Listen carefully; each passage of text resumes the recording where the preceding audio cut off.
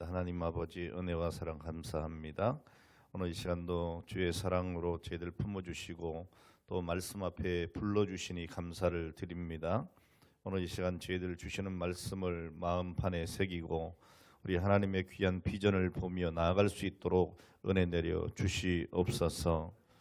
오늘 이 시간 종의 입술을 주장하셔서 온전하신 주의 말씀 증거하게 해 주옵소서. 오늘 이 시간도 주의 귀한 아버지 안의 은혜에 감사하며 순종으로 주 앞에 나올 수 있도록 인도해 주심을 감사하고 박재순 집사님 하나님 앞에 귀한 예물 드렸사오니 아버지 하나님 사랑하는 귀한 여종과 그 가정과 모든 일들 위에 하나님 큰 은혜를 주시며 우리 하나님께서 채우시는 복으로 함께하여 주시옵소서.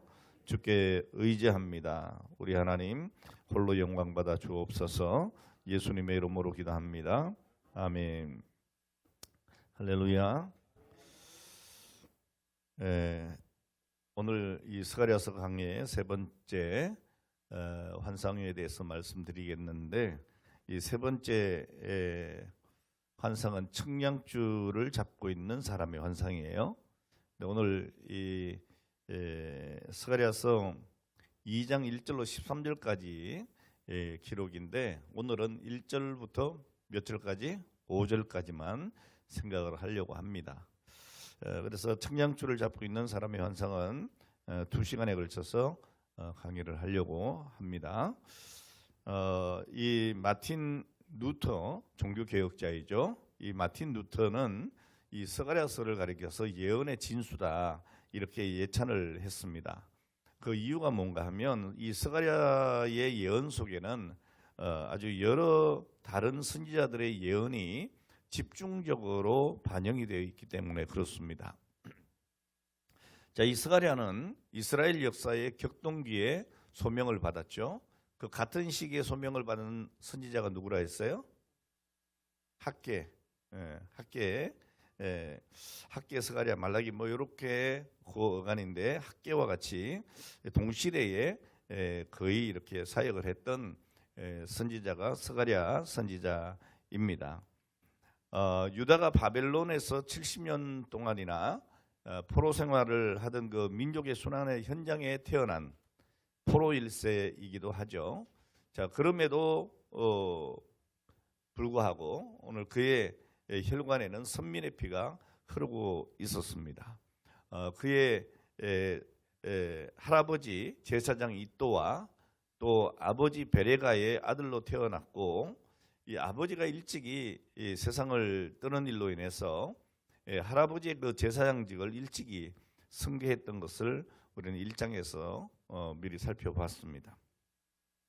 자, 그러므로 이 스가랴는 제사장인 동시에 선지자로서 1인 2역을 감당하게 되었습니다. 자, 그는 유대인이 해방령을 받아서 처음으로 돌아오는 그 스룹바벨과 여호수아 그룹에 속해 있었습니다. 그리고 예루살렘 성전 재건과 예루살렘 성을 재건하는 그 민족적인 거사에 참여할 수 있었던 축복의 사람이기도 하죠. 오늘 여러분 정말 교회를 세운다고 하는 것은 엄청난 축복이거든요. 그러니까 다윗이 평생의 소원이 뭐였어요? 하나님의 전을 건축하는 거였죠.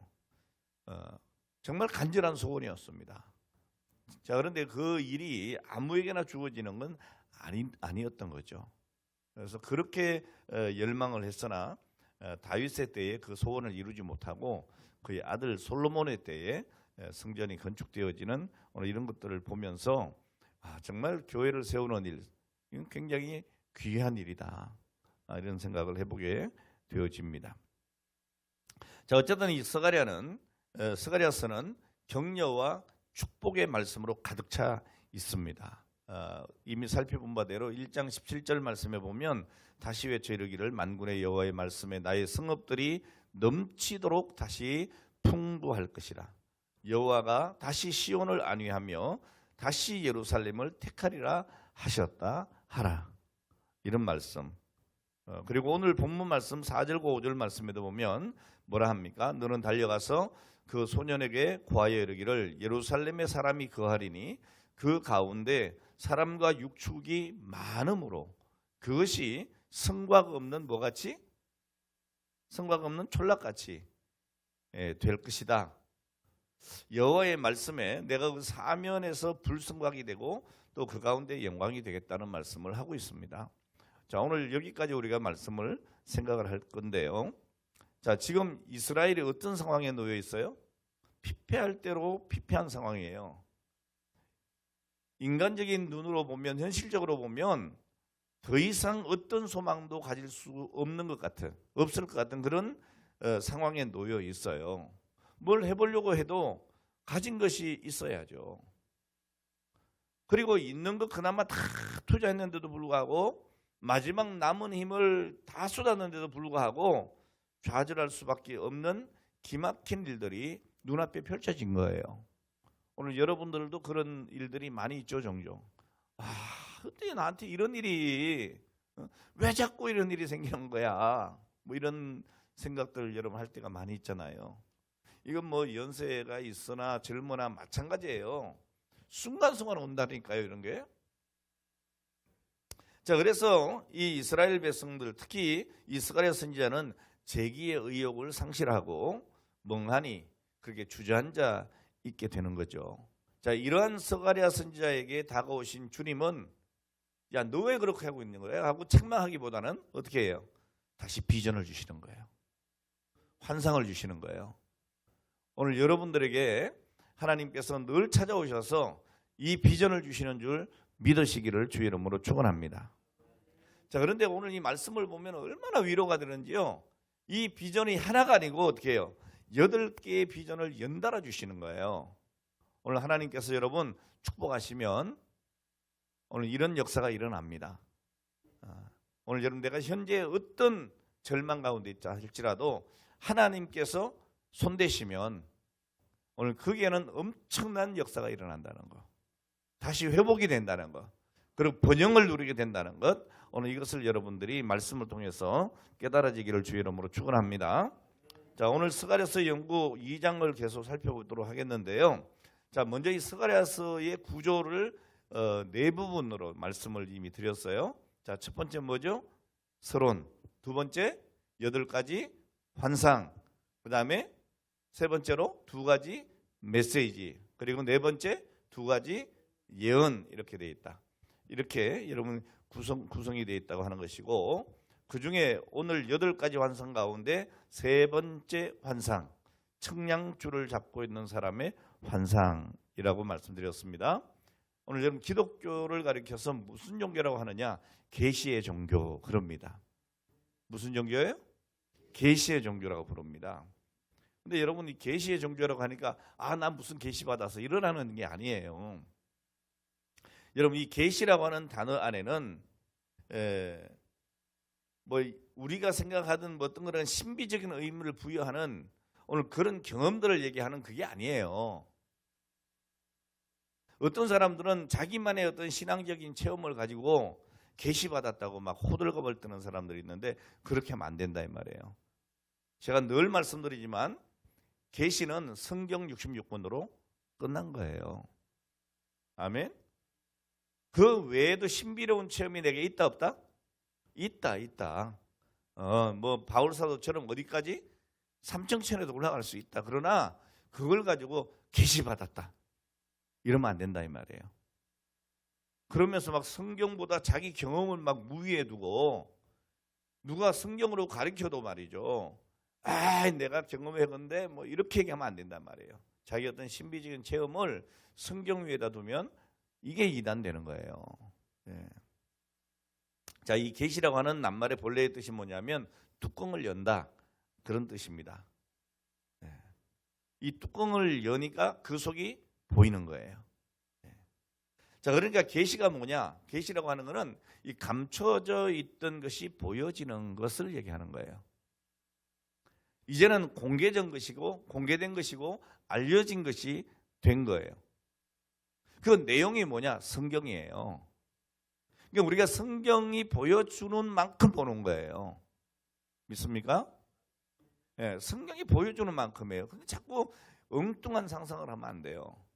여러분 인생에 문제가 있을 때 진리를 알고자 할 때 어디에? 성경에 여러분들이 관심을 가지고 성경 말씀에 집중하고 그 말씀이 이해가 되지 않으면 어떻게 해요? 기도하고 그리고 그 말씀 속에서 답을 찾으려고 해야 되는 거지.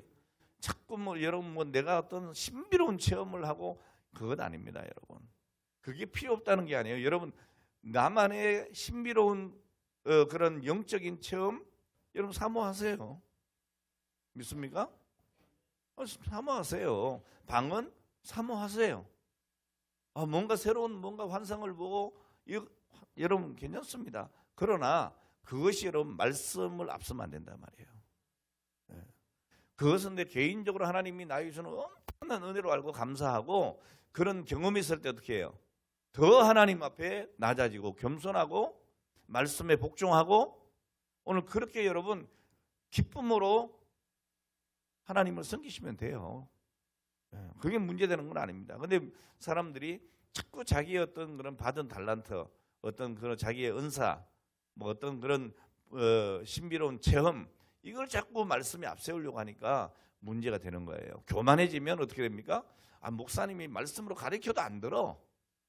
그죠? 안 듣죠? 오늘 여러분 이 말씀이 뭐냐? 성경이에요. 복음이에요. 예수 그리스도의 구속의 은혜예요. 여러분 계시가 된 이후에는 그것은 이미 비밀이 아닌 거죠. 누구든지 성령님을 의지하고 하나님이 주신 그 은혜를 받은 자는 오늘 이 계시를 깨닫게 되는 거예요. 자, 그러니까 이 계시는 이해할 수 있는 것이지 이해할 수 없는 게 절대로 아닙니다. 왜 이해를 못하죠? 영적으로 이 말씀에 눈이 떠지지 않으니까. 그러니까 여러분 말씀이 깨달아지지 않을 때는 막 공부해서 이게 되는 게 아니에요.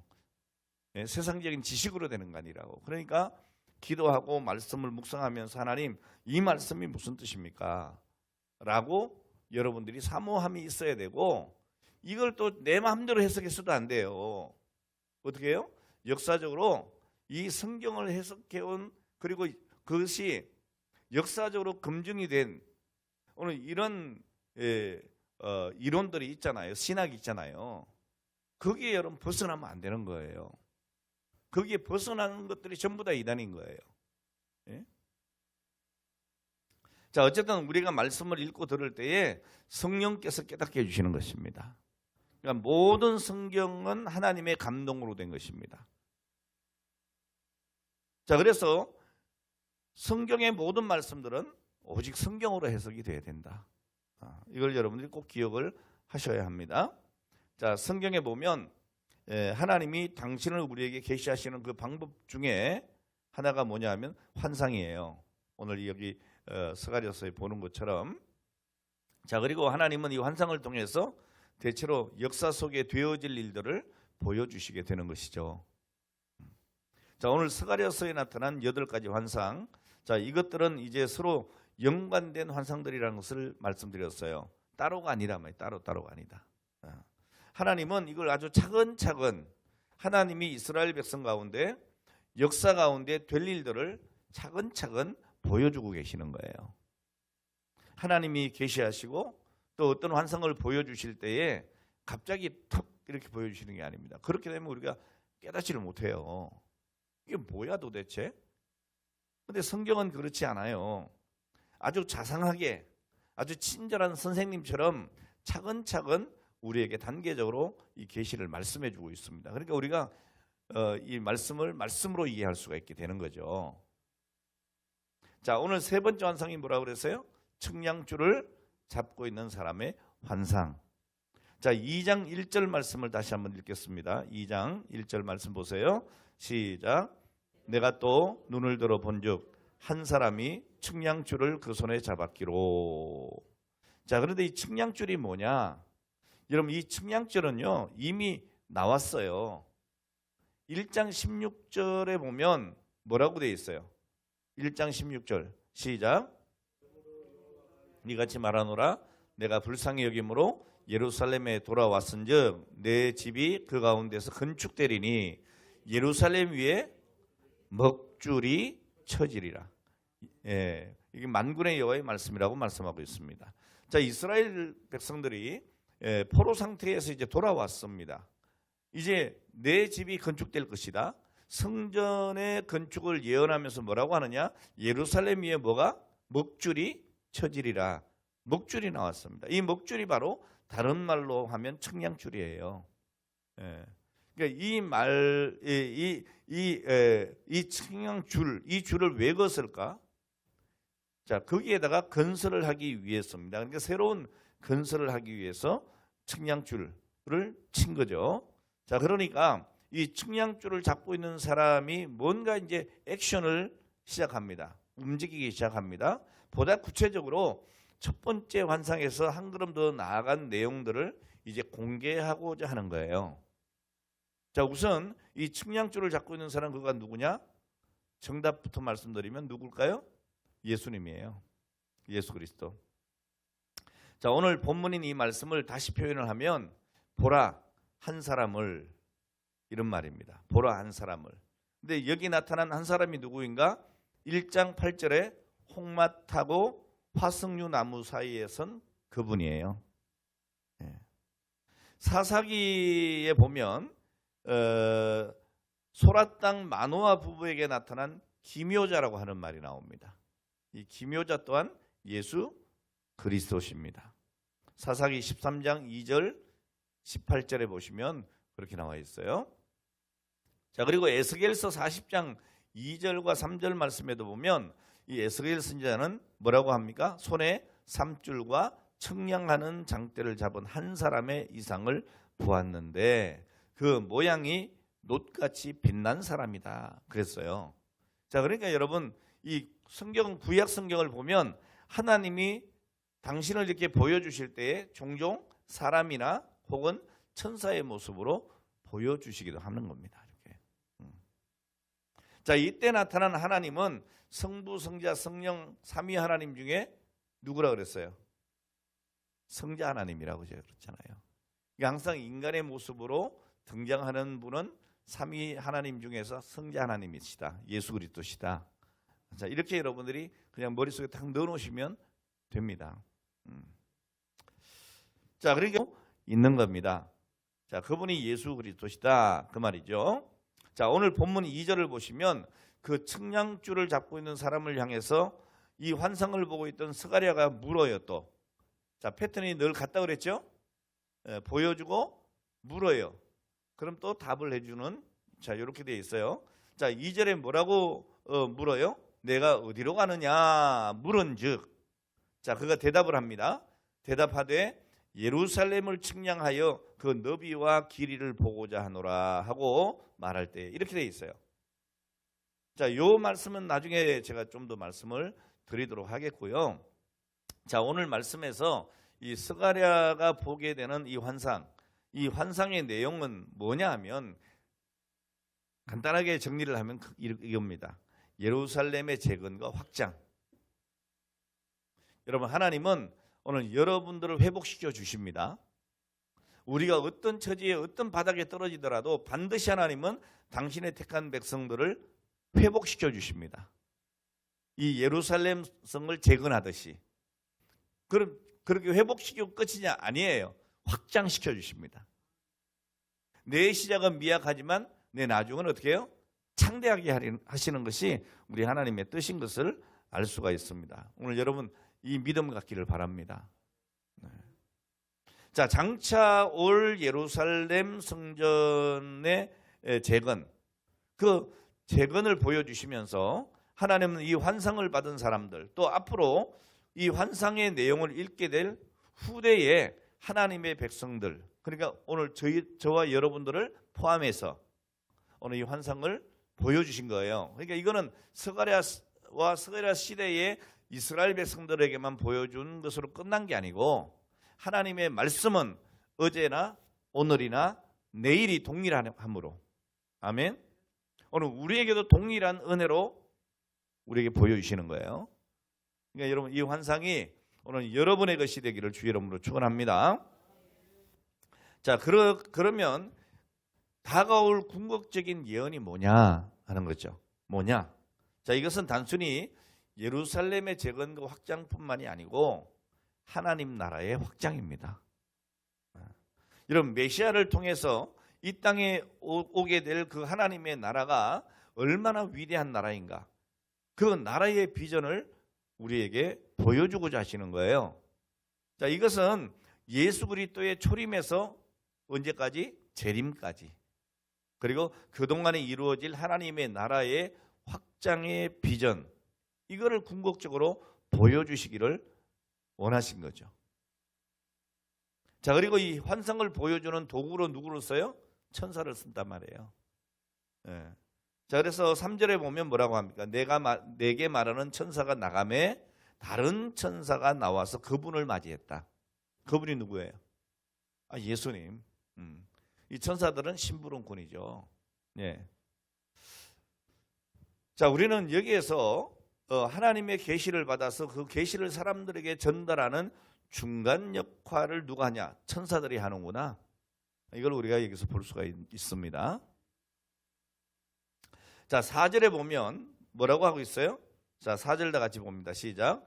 이르되 너는 달려가서 그 소년에게 말하여 이르기를 예루살렘은 그 가운데 사람과 가축이 많으심으로 성곽이 없는 성읍이 된다. 이게 무슨 말일까요, 여러분? 이게 무슨 말 같아요? 여러분, 이 소년은 환상을 보고 있는 스가랴 자신을 의미하는 거예요. 이 소년이 누구라고요? 스가랴예요, 스가랴. 예. 학자들이 다 그렇게 연구해서 그렇다라고 얘기하는 거예요. 제 얘기가 아니고. 자, 이 스가랴의, 그러니까 이 말씀을 다시 얘기를 하면 소년에게 말하여 이르기를, 이 말은 뭐예요? 스가랴에게 고하여 이르기를 뭐라고 합니까? 예루살렘에 사람이 거하리니 그랬어요. 이제 환상의 내용이 나오는 거예요. 자, 그런데 이 환상을 그 소년, 그러니까 스가랴에게 전달하기를 뭐라고 얘기하고 있어요? 달려가서 전하라 그러네. 달려가서. 여러분, 왜 달려가서 전하죠? 그러니까 이 계시의 사건의 긴박성을 얘기하는 거예요. 그냥 뭐 대충 너직너직 아무 때나 해라, 그게 아닙니다. 긴박하게 전하라는 거예요. 오늘 여러분, 우리가 하나님의 말씀을 전할 때는 이 긴박성이 있어요. 왜 우리가 복음을 전해야 됩니까? 긴박성이에요. 오늘 여러분 주변에 믿지 않는 사람들 어떻게 될지를 몰라요. 천년만년 사는 게 아니에요. 우리가 전하지 않음으로 말미암아 이 사람 믿지 않고 죽으면 지옥 가는 거잖아요. 왜 우리가 그렇게 막 선교하는 일에 열정을 내야 되는 거죠? 우리가 열심히 하지 않는 그 사이에 그 사람들이 복음을 알지 못해서 그들이 죽으면 그 핏값을 너희에게 묻겠다고 하셨잖아요. 그러니까 이건 굉장히 긴박한 얘기예요. 네? 자, 어쨌든 이 계시의 사건의 긴박성을 말합니다. 다가올 성전의 회복, 예루살렘 도성의 재건, 이것이 얼마나 긴박하게 눈앞에 다가와 있는지를 보여주는 겁니다. 오늘 여러분, 하나님의 몸된 교회가 세워지는 것, 여러분 이거는 긴박성이에요. 교회는 뭐라 그랬어요? 건물이 아니고 하나님을 믿는 성도들이에요. 물이에요. 근데 여러분, 성도들이 낙심해. 아니, 예수 믿을 사람이 복음을 듣지 못해서 세상 가운데 방황해. 이거 얼마나 가슴 아픈 일이에요.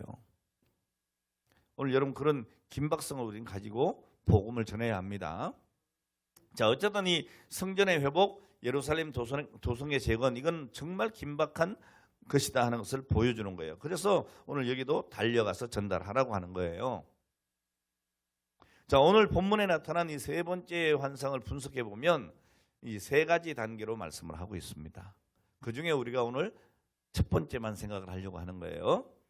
자, 오늘 이 세 번째 환상의 첫 번째 단계가 뭐냐면 예루살렘의 재건과 확장이에요. 자, 2장 1절로 5절 사이의 내용이 되겠는데 아까 읽었어요. 4절 다시 한번 읽겠습니다. 중요하니까. 시작. 이르되 너는 달려가서 그 소년에게 말하여 이르기를 예루살렘은 그 가운데서 사람과 가축이 많으므로 성곽이 없는 성읍이 될 것이라 하라. 아멘. 자, 예루살렘이 어떻게 된다고 했어요? 황폐했던 예루살렘이 어떻게 해요? 많은 사람들이 거하게 될 것이고 육축도 많아지게 될 거라는 거예요. 아멘. 오늘 여러분들에게 이런 은혜가 있기를 바랍니다. 자, 이게 무슨 말인가 하면 사람도 많아지고 육축도 많아진다. 번영이죠, 번영. 오늘 여러분의 삶에 번영, 부흥이 일어나길 바랍니다. 자, 이 도성이 다시 번영하는 모습을 사람이 많아지고 또 육축도 많아진다 이렇게 말씀을 하고 있는 것이죠. 자, 그러면서 뭐라고 얘기하고 있어요? 성곽이 없는 성읍이 될 거다. 이게 뭔 얘기일까요, 여러분? 왜 성곽이 없는 성읍이지? 좀 이상하지 않아요? 이 말을 그냥 쉽게 풀어드리면 이런 거예요. 성벽이 감당할 수 없을 정도로 많아진다. 옛날에 여러분 우리나라가 대체로 사람들이 어디만 많이 살았어요? 사대문 안에. 사대문 안에. 동대문, 뭐 남대문, 서대문, 뭐 이런 사대문 안에 사람들이 오글오글 살았잖아요. 그러다가 인구가 많아지면서 어떻게 해요? 사대문 안이 아니고 서울시가 넓어지죠. 그 옛날에 서울에 1,000만이 살았단 말이에요. 근데 지금 수도권의 경기도민들도 1,000만이 넘어요. 자꾸 확장되는 거예요. 이해가 돼요? 성곽이 없는 성읍이라고 하는 말이 그런 말이에요. 성벽이 감당할 수 없을 정도로 많아진다. 자, 그래서 이 성벽 바깥으로 나가게 될 거다 그 말이에요. 그러니까 뭐예요? 예루살렘 도성이 회복될 뿐 아니라 확장이 되어질 거다. 자, 한마디로 얘기하면 뭐예요? 부흥의 비전이에요. 오늘 여러분 심령의 부흥이 일어나기를 바랍니다. 우리 교회에 영적인 부흥이 일어나기를 바랍니다. 그리고 우리 교회에 이런 외적인 부흥도 일어나기를 바랍니다. 예? 자리도 가득가득 차고 아이고 여기 도저히 좁아서 안 되겠다. 그래서 어떻게 해요? 더 넓은 데로 아이고 여기도 좁아서 안 되겠다. 건축하자. 또 다시 넓게 건축하고 이런 역사가 일어나야죠. 그런 꿈을 가지세요. 아멘? 네. 뭐 적어도 우리가 전에만큼은 확장이 돼야 될 거 아니에요.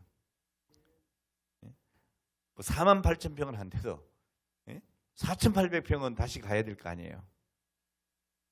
아멘입니까? 여러분 그런 비전을 우리 가져야지 뭐. 아무 소망도 없이 그냥 이대로 쫓아오니 이러지 좀 말자고요. 자, 어쨌든 이게 뭐냐? 성곽이 없는 성읍이 될 거다. 부흥의 비전입니다. 네. 자, 모든 도시의 역사는 번영하게 되면 확장이 일어나는 거예요. 이 도시의 사람들이 많아지면 도시 바깥으로 자꾸 나가게 돼요. 뭔 얘기예요? 옛날도 아니지 뭐 수년 전만 해도 서울에 바글바글 사니까 뭘 만들어요? 신도시 만들잖아요. 그래서 수도권, 서울 지역을 서울의 인구 분산이죠, 그죠?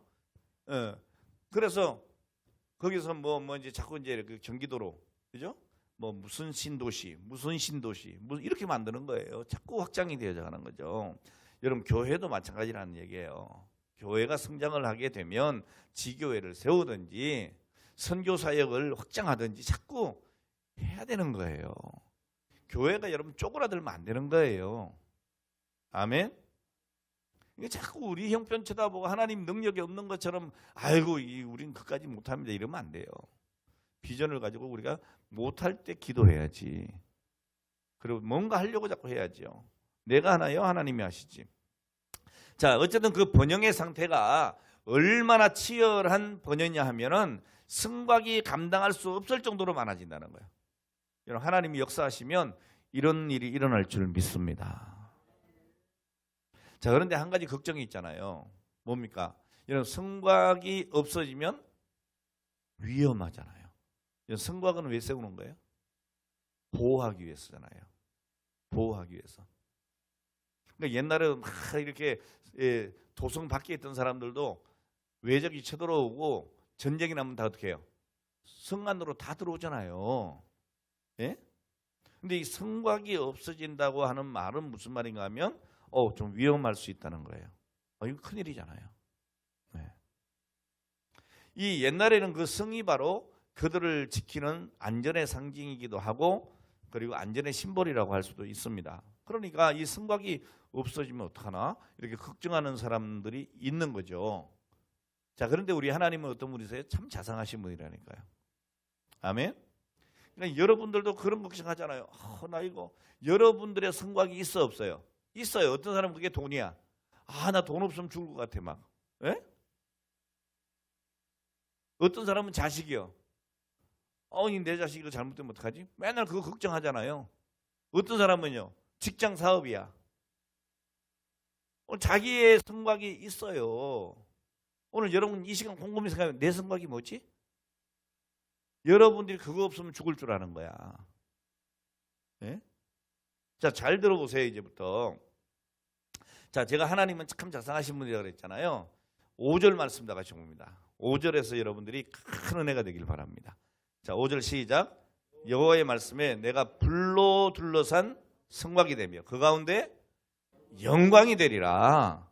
자, 누가 나를 보호하느냐? 누가 우리를 보호하느냐? 하나님의 대답이 뭐예요? 하나님의 대답은 이거예요. 내가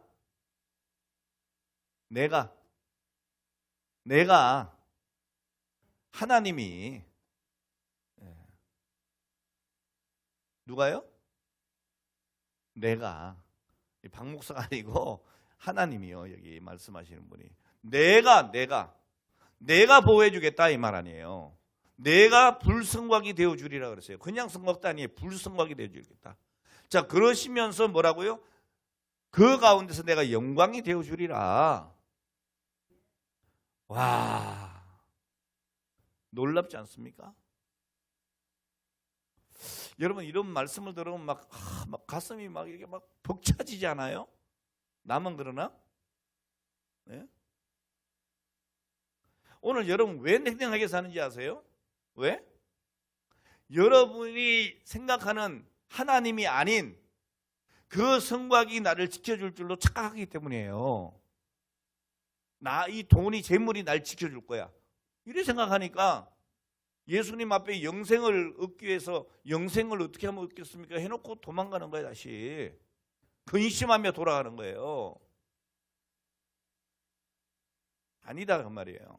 여러분 하나님의 보호를 오늘 여기 5절 말씀 보면 두 가지로 딱 표현하고 있어요. 뭡니까? 먼저 내가 불성곽이 돼주겠다.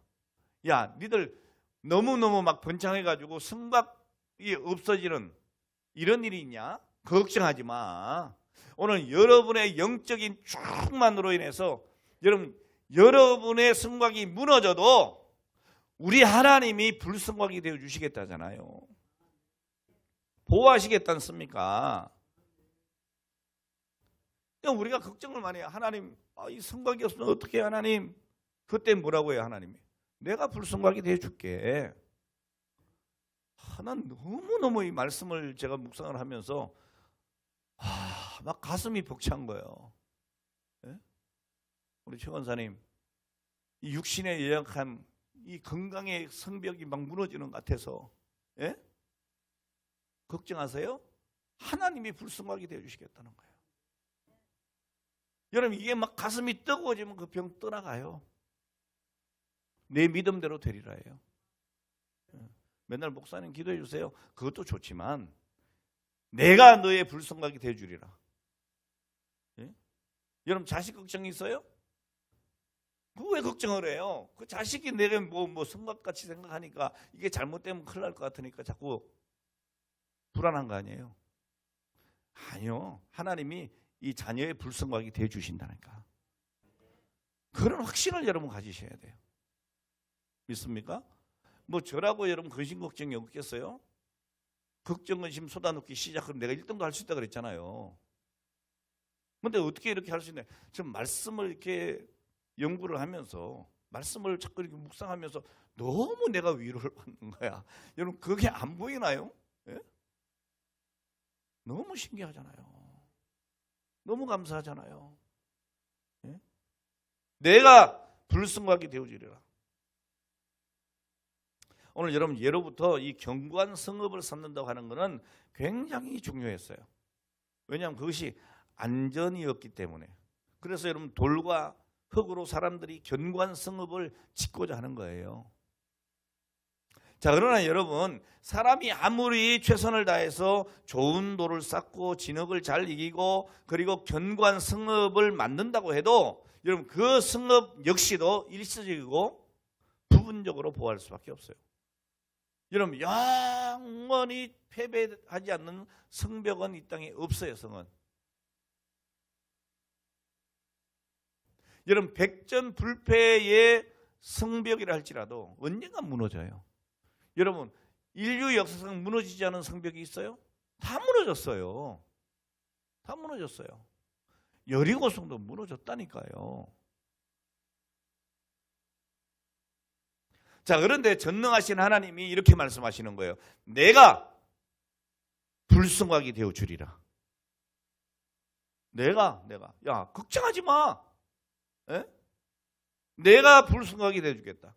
오늘 여러분 하나님의 위대한 선지자 종이었던 엘리사, 이 엘리사의 사환이 막 적군들이 막 벌떼처럼 구름대처럼 쳐들어오는 거예요. 그러니까 그걸 보고 이 사환이 어떻게 해요? 벌벌벌 떨어. 아이고 선지자님 큰일 났습니다. 지금 적군이 막 구름대처럼 뺑 둘러섰습니다. 이제는 우린 죽었습니다. 그때 엘리야가 뭐라 그래요? 기도해요. 그때 뭐 하느냐? 기도해요. 자, 기도하니까 갑자기 이 사환의 눈이 어떻게 됐어요? 열렸어요. 열려서 보니까 뭐가 보여요? 불말불병거가 보이는 거야. 할렐루야. 오늘 여러분 어려운 일이 닥칠 때마다 여러분의 영안이 열리기를 기도하셔야 돼요. 그럼 여러분 나 혼자가 절대로 아닌 거야. 믿습니까? 거기는 불말과 불병거가 있다 이 말이에요. 여러분 하나님이 지켜주신다. 이것처럼 더 안전한 게 어디 있어요? 이것보다. 믿습니까? 여러분 광야를 여행하던 이스라엘 백성들 낮에는 구름 기둥으로 밤에는 불 기둥으로 인도하시던 하나님. 여러분 깜깜한 밤에 백성들이 제대로 길을 찾지 못할 때 불기둥이 되어주시는 거예요. 야생 동물들이 침해하지 못하도록 불기둥으로 그 백성들을 지키시는 거예요. 오늘 여러분 뭘 걱정하십니까? 우리는 곧잘 하나님 나 돈 없으면 어떡해요? 이거 제일 크죠. 저도 그래요 사실은. 저도 그래요.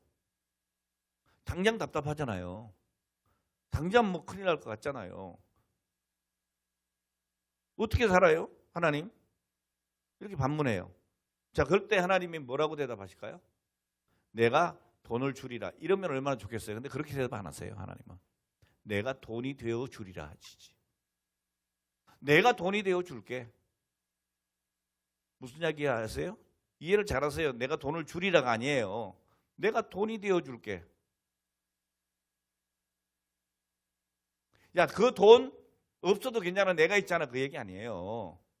내가 그 돈보다 훨씬 더 너를 보호해 줄게. 그 말 아니겠어요? 내가 불성각이 되어주리라. 그리고 또 뭐라고 하셨어요? 내가 영광이 되어주겠다.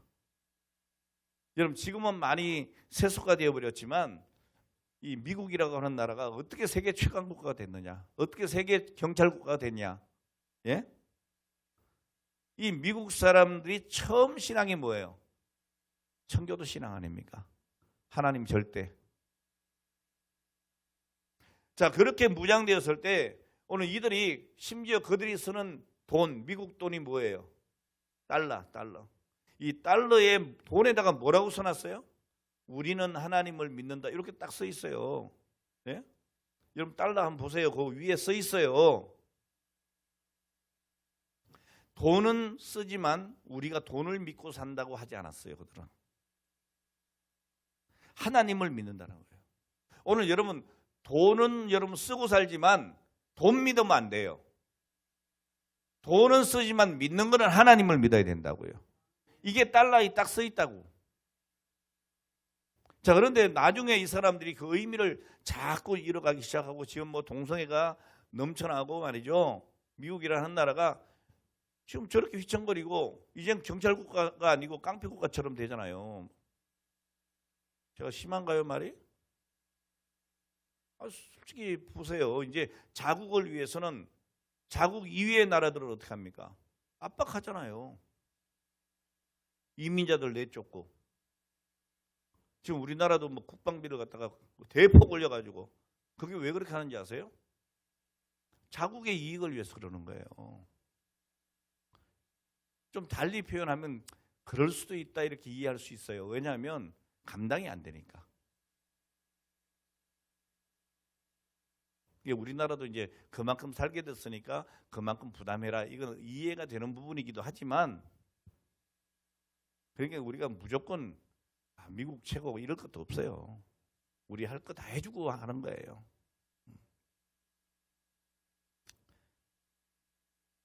그렇다고 여러분 미군처럼 수익은 안 됩니다. 그런 엄청난 손해가 나니까. 예? 우리는, 제가 드리는 말씀은 우리만의 자존심을 지키면서 대등한 관계에서 외교하라는 얘기지. 비굴하게는 하지 말라는 얘기지. 믿습니까? 그렇게 해야 되는 거예요. 그러나 미국의 역할에 대해서 우리가 무시하면 안 된다. 그런 얘기죠. 이건 정치적인 얘기를 한 게 아니라 경제적인 논리로 얘기한 거예요. 예. 자, 근데 이 사람들이 이제 자꾸 이렇게 신앙적인 게 퇴보하다 보니까, 옛날에는 미국에서 창조론을 가르쳤잖아요. 근데 창조론 가르치는 걸 포기했잖아요, 이 사람들이. 그리고 진화론을 가르치고. 이러다 보니까 어떻게 돼요? 하나님의 섭리를 거역하고 동성애 찬성하고. 그러니까 이 나라가 어려워지는 거예요. 오늘 여러분, 돈을 쓰게 하시는 하나님을 믿어야지, 우리가 쓰는 그 돈을 믿으면 우리가 잘못되는 거예요. 돈에 벌벌 떨게 되는 거예요. 세상이 무서워서 벌벌 떠는 거예요. 하나님보다 세상이 더 무서우니까. 그러니까 여러분들도 돈이 무서워서 그냥 돈이 나를 떠나면 어떡합니까? 돈님 그러면서 주일도 범하고 예배도 빠지고 돈을 따라가기 위해서 신앙도 버리고 그럴 때가 얼마나 많아요. 뭐 여기 누구랄 것도 없어요. 예? 오늘 여러분, 하나님보다 세상이 더 무서우니까 하나님을 떠나서 세상과 짝지어 돌아가는 거 아니에요. 여러분, 성경에 보면 우리가 잘 아는 다윗과 골리앗의 싸움이 있어요. 객관적으로 보면 이 싸움은 누가 이겨야 되는 거예요? 골리앗이 이겨야 되는 거야. 다윗이 이길 수가 없어 도저히. 여러분 잘 들으세요. 잘 들으시면 여러분 용기가 생깁니다, 진짜. 자, 이 싸움은요, 다윗이 도저히 성산이 없어요. 예? 자, 그런데 이 다윗은 골리앗이 두려웠어요, 안 두려웠어요? 안 두려웠어요. 왜 그랬습니까? 너는 너의 갑옷을 믿고 너의 무기를 믿고 나에게 오지만은 나는 만군의 여호와 전능하신 하나님의 이름으로 너에게 나간다 그러잖아요. 오늘 여러분, 내가 싸우면 힘들어요. 예? 그러나 하나님이 싸워주시면 쉬워요. 믿습니까? 여러분, 이런 믿음으로 골리앗을 이긴 거예요. 여러분, 하나님이 하시면 안 될 일이 없다. 그러니까 여러분, 지금 여러분이 대적하는 것을 여러분이 싸우려고 하지 마요. 하나님께 맡기세요. 그게 뭐예요? 기도하는 거예요. 하나님, 지금 내 사업이 어렵습니다. 하나님, 지금 내 자녀 교육이 너무 힘듭니다. 하나님, 내 직장이 지금 위태위태합니다. 그것 때문에 벌벌 떨고만 있지 말고 하나님께 맡기고 하나님을 앞세우세요. 그러면 여러분 되는 거예요. 따라합시다. 하나님이 하시면 안 될 것이 없다. 하나님이 하시면 안 될 게 없는 거예요. 자, 그런데 여러분, 사람이 늘 충만하지만은 않잖아요. 그죠? 예. 저도 어떤 때는 막 밤잠 못 이루고 하염없이 눈물이 흐를 때도 있을까 없을까? 있어요. 다윗도 그랬는데 뭐. 다윗도 어느 날 비틀거리기 시작해요, 여러분. 여러분 신앙의 사람도 신앙이 흔들리는 순간이 반드시 있어요. 여러분 사무엘상 21장에 보면은 이 다윗이 사울 왕에게 쫓겨다니면서 여기저기 도망을 다녀요. 그 도망 다니다가 누구의 집에 가는가 하면 아히멜렉이라고 하는 제사장 집으로 가요. 사무엘상 21장 8절에 보면 재미없어요? 난 너무너무 재밌는데. 예, 재밌잖아요. 그죠? 예, 재밌다 그래요. 난 말씀이 진짜 너무 재밌는 거예요. 찾아보면 사무엘상 21장 8절에 보면 이렇게 돼 있어요. 다윗이 아히멜렉에게 이르되 여기 당신의 수중에 창이나 칼이 없습니까? 왕의 일이 급함으로 내가 내 칼과 병기를 가지지 못하였습니다. 이렇게 얘기하고 있어요. 그러니까 사울의 군대가 자기를 막 쫓아다니고 있다고 하는 그 쫓겨다니는 이 다윗이 겁이 난 거예요. 겁이 나가지고 혹시 이 집에 뭐가 있습니까? 칼이나 병기가 없냐 이거지. 자, 다윗과 싸울 때는 칼도 안 가져갔어요. 갑옷도 필요 없다 그랬어요. 그냥 만군의 여호와 이름으로 간다 했어요. 그랬던 다윗이 지금 뭘 찾아요? 칼과 병기를 찾는 거야. 여러분 우리가 신앙이 떨어지면요 하나님 안 찾고 세상 찾는다니까.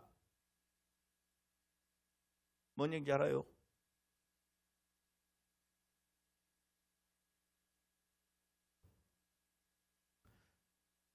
자, 도망가다가 이 아히멜렉이라고 하는 제사장 집에 왔는데 정작 자기를 보호할 무기가 없다고 생각이 된 거야. 여러분 지금까지 다윗을 무기가 보호해 줬어요? 아니잖아요. 하나님이 보호하셨잖아요.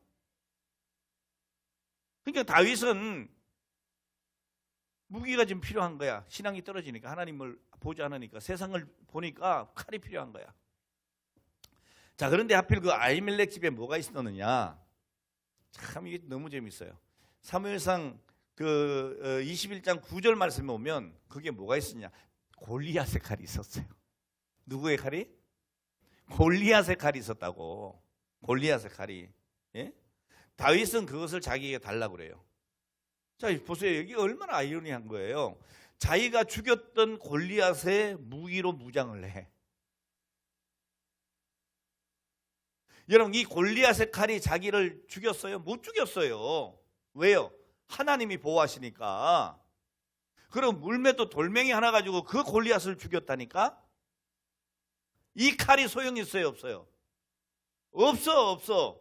그런데 그 칼로 무장을 하는 거야. 하나님이 안 보이니까. 여러분 하나님이 안 보이면 세상 것들로 무장한다니까.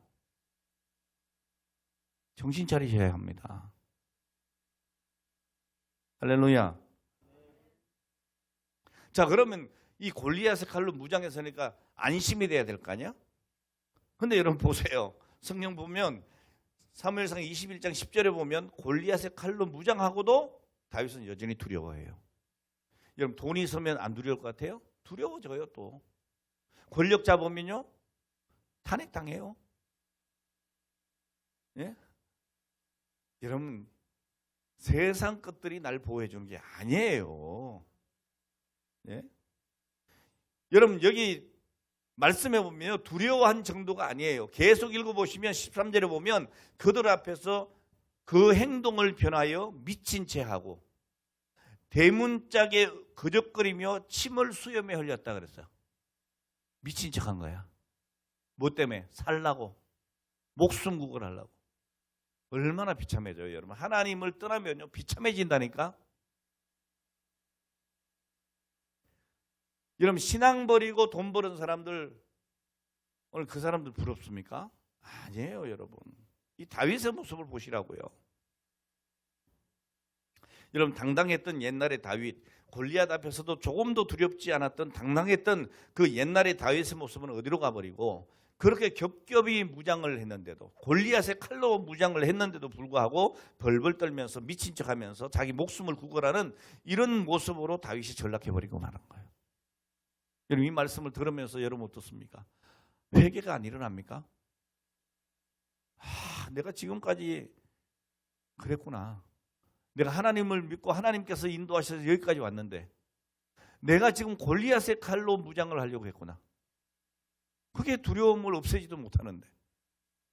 깨달음 있기를 주의 이름으로 축원합니다. 여러분, 돈이 있다고 안전한 건 아니에요. 하나님과의 관계가 흔들리면 오늘 여러분 다 흔들리는 거예요.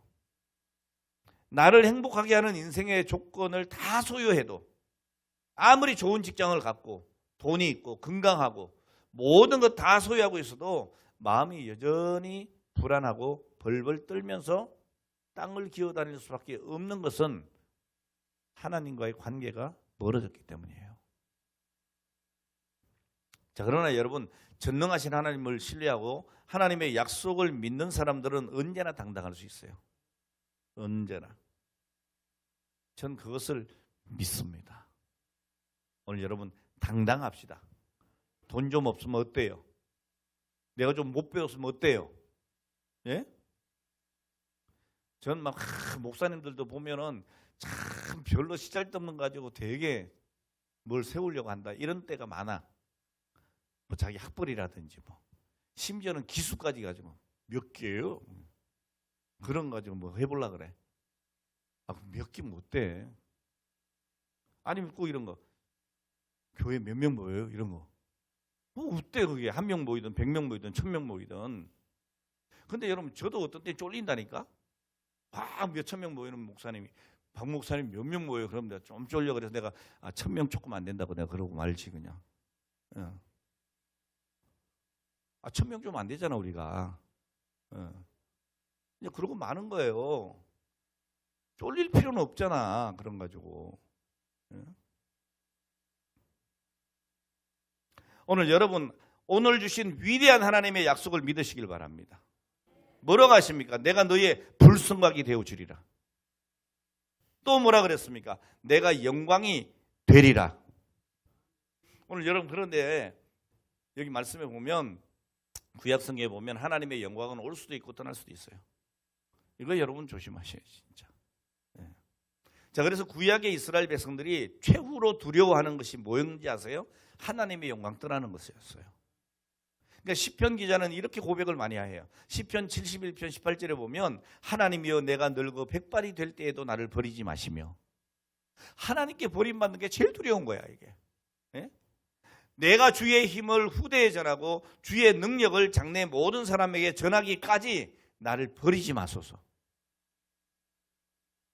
시편 38편 21절에 보면 또 이렇게 얘기해요. 여호와여 나를 버리지 마소서. 나의 하나님이여 나를 멀리하지 마소서. 오늘 여러분, 정말 우리가 신앙이 내려가면 이거 두려워해야 돼요. 내가 뭐 세상의 것 없어지는 것, 이게 두려워할 게 아니고 하나님이 나를 버리실까 봐 걱정해야 돼요. 내가 하나님과 멀어질까 봐 걱정해야 돼요. 여러분, 시편 71편 9절에 보니까 뭐라 합니까? 늙을 때에 나를 버리지 마시며 내 힘이 쇠약할 때에 나를 떠나지 마소서. 시편 119편 8절에 뭐라고 합니까? 내가 주의 율례들을 지키오리니 나를 아주 버리지 마옵소서 그랬어요. 때로 하나님이 나를 버린 것 같은 생각이 들 때가 있어요. 그러나 사실은 하나님이 나를 버리는 법은 없어. 왜냐하면 분명히 성경에 뭐라고 해요?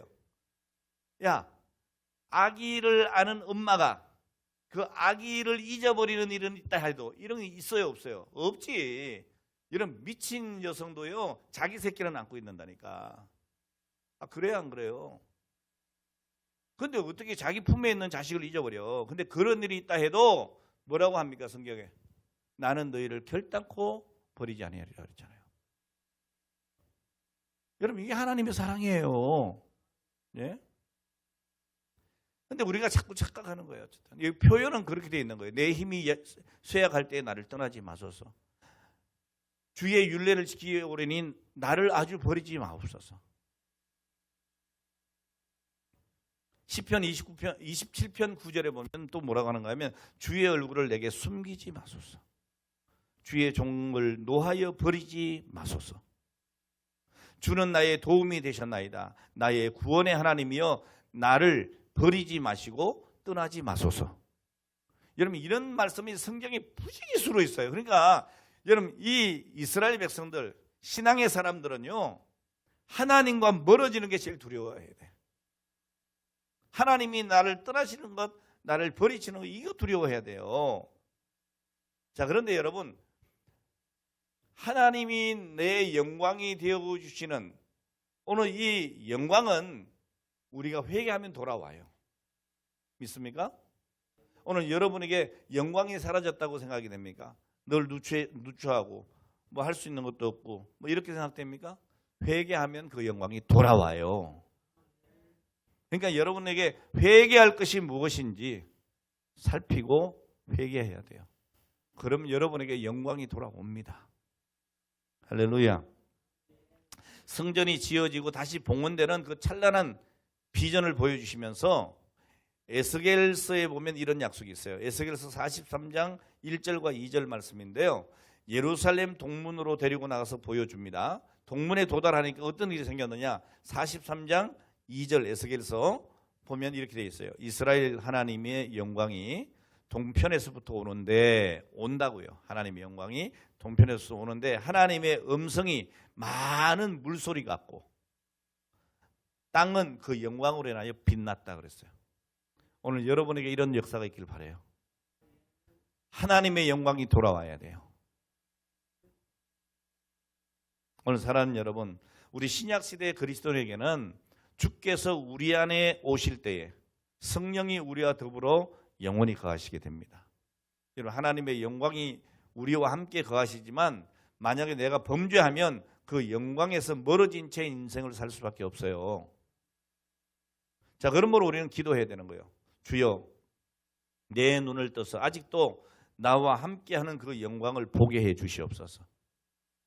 하나님은 우리를 떠나지 않으니까 하나님의 그 영광을 내가 볼 수 있는 영안이 열려야 되는 거예요.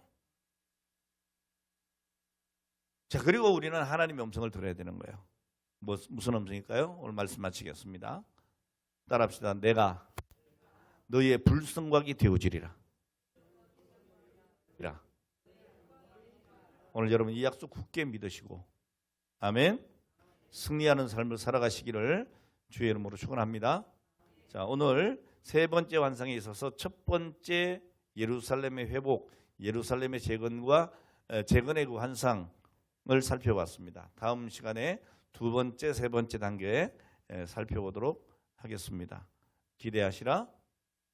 개봉박도 기도하겠습니다. 하나님 감사합니다. 오늘 우리가 스가랴서의 세 번째 환상 첫 번째 단계를 공부했습니다.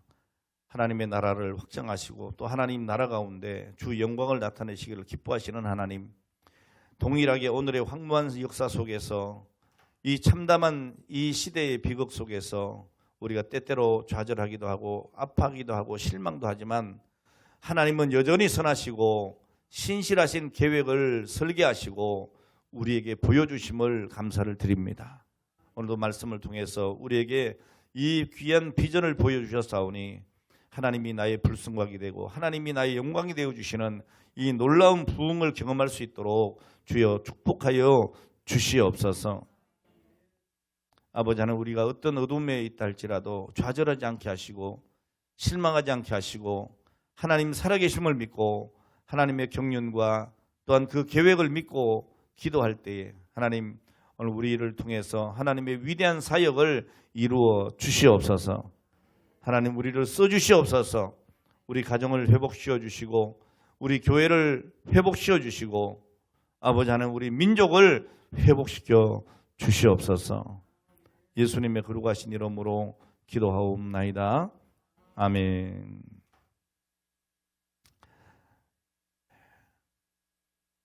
교회 소식은 광고를 여러분 참조를 하시면 좋겠고요. 지금 이 스가랴서를 우리가 계속 강해를 하고 있는데 아무쪼록 이제 12월 한 달 동안에 이 말씀을 통해서 여러분들이 새롭게 영적으로 무장하시고 정말 일어나 함께 가는 2025년이 됐으면 좋겠어요. 그래서 이 말씀을 여러분들이 마음에 이렇게 품고 비전을 가지고 정말 준비된 2024년 12월 되고 그리고 새롭게 펼쳐지는 그 비전과 또 번영이 일어나는 그런 한 해로 여러분들이 맞이하면 참 좋겠다. 이런 간절한 소망을 가지고 말씀을 준비를 합니다. 여러분들이 기억하시고 시간 이 말씀 붙들고 승리하시기를 주의 이름으로 축원합니다. 제가 잠시 기도하고 오늘 마치겠습니다. 하나님 아버지 감사합니다. 오늘 이 시간 주신 말씀을 마음에 새기고 앞으로 주어질 말씀 또한 기대하고 소망하면서 오늘 저희들 2024년을 잘 마무리할 수 있도록 도와주시고 받은 말씀의 그 은혜를 품고 2025년을 정말 번영의 한 해로 맞이할 수 있도록 하나님 축복하여 주시옵소서. 지금은 우리 주 예수 그리스도의 크신 은혜와 아버지 하나님의 사랑과 성령님의 감화 감동, 인도 교통, 내주 충만하신 은혜가 오늘 말씀을 붙잡고 살겠노라 결단하는 모든 성도들 머리 위에 이제로부터 영원토록 함께 있을지어다. 아멘.